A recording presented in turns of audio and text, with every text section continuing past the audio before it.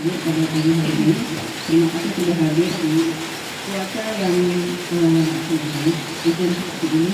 Mudah-mudahan kita tetap bisa melaksanakan akhlak kalau di PTNS di hari ini sih sebutnya kopi ya, cuma nggak apa-apa. Semoga kita setiap minggu bisa melaksanakan kegiatan pada pagi hari ini di Senin pagi dengan disiplin.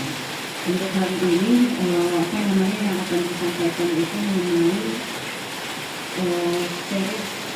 RWP itu respectful workplace. Jadi apa sih istilahnya, bagaimana menciptakan lingkungan kerja yang saling menghormati. Kalau di materinya itu macam-macam isinya, tapi kebanyakan itu mengenai masalah inklusi di sini maksudnya keberagaman. Kalau didefinisikan di poster yang ada di depan itu, yang dimaksud dengan definisi keberagaman adalah lingkungan kerja yang beragam antara individu dalam suatu kelompok, baik dari segi ras, etnis, agama, jenis kelamin, usia, kemampuan, latar belakang pendidikan, budaya, hingga pola pikir. Nah, kalau misalnya di kebun hitam ini sebenarnya kan tidak terlalu beragam ya. Agama di sini masih ada yang Hindu atau mungkin masih beribadah ke Katolik, nggak ada ya. Adanya kalau misalnya organisasi keagamaan ada dua, PUK sama MTSI. Jadi kalau misalnya yang beragam sekali itu nggak bisa. Cuma paling yang beragam dari sisi usia juga nggak terlalu beragam kecuali di Temanen gitu. Rata-rata di sini kan udah usia 35 tahun ke atas kan juga 20 tahun, kecuali anak magang. Jadi kalau dibilang keberagaman mungkin yang pertama masalah pendidikan juga enggak, pendidikan antara SD sampai SMA gitu. Ada beberapa S1 gitu nggak terlalu banyak gitu. Tapi memang kalau misalnya kita bicara masalah transformasi perusahaan, kayak misalnya kita bicara dari PTPN 4 yang tadinya berbentuk persero gitu, atau dia secara mandiri menjadi sebuah BUMN, kemudian dilebur menjadi holding perkebunan, kemudian dipisah lagi menjadi subholding Pamko. Ini kan bukan hal yang bisa dipahami secara tiba-tiba gitu. Perlu berulang kali sosialisasi. Mungkin ada yang melihat satu fenomena itu langsung paham, tapi ada yang enggak gitu. Terus kemudian ketika kita banyak harus beradaptasi dengan digitalisasi, jadi banyak aplikasi. Terakhir mungkin yang minggu kemarin dihadiri oleh orang bagian SDM dan tata usaha itu masalah aplikasi e-budgeting.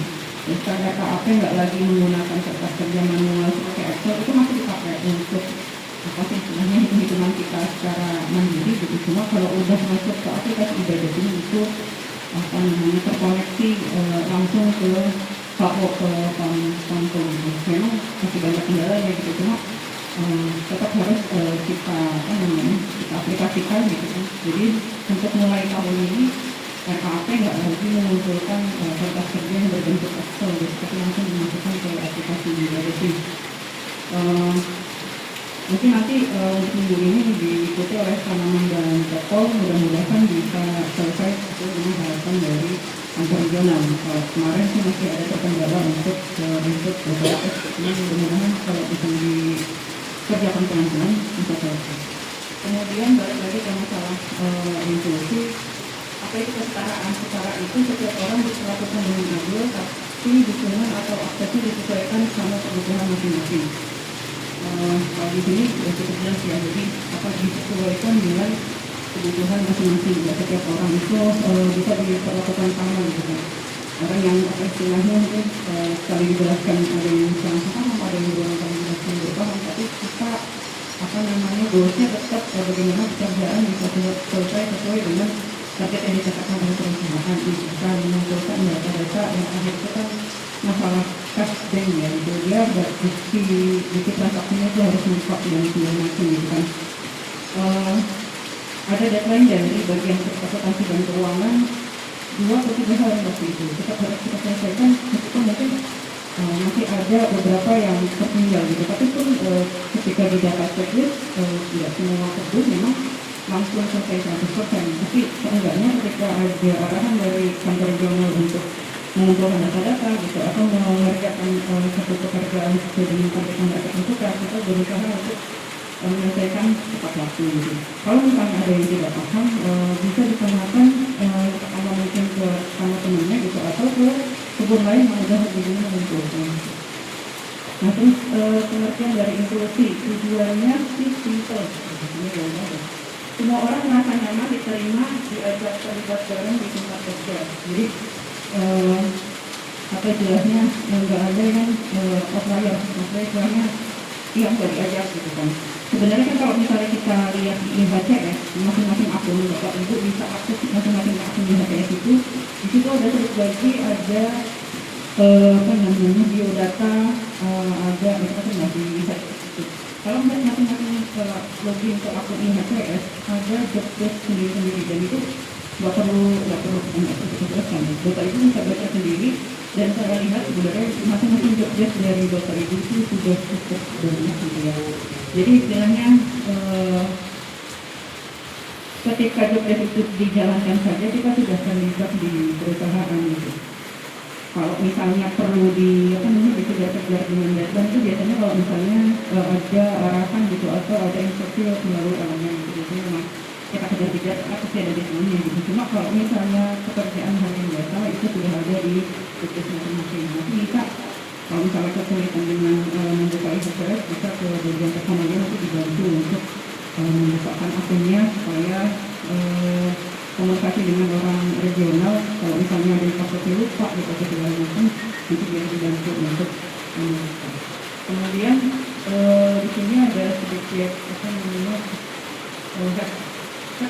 keberagaman adalah kekuatan, kesetaraan adalah hak, inklusi adalah tindakan.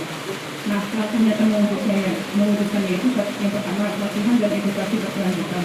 Mungkin kalau pelatihan melalui Zoom ya, dan nggak setiap Zoom itu bisa kita simak dengan benar-benar dengan seksama sehingga bisa memahami apa yang dimaksud dan apa yang dalam Zoom tersebut. Cuma usaha sosialisasi dan edukasinya terus dilakukan. Kemudian yang kedua, kebijakan rekrutmen yang setara itu. Jadi kalau misalnya sekarang kalau yang kita lihat sudah ada lagi rekrutmen di level petani. Tahun kemarin kalau ini kita mau ada juga, cuma belum tahu mungkin belum ada informasi lagi.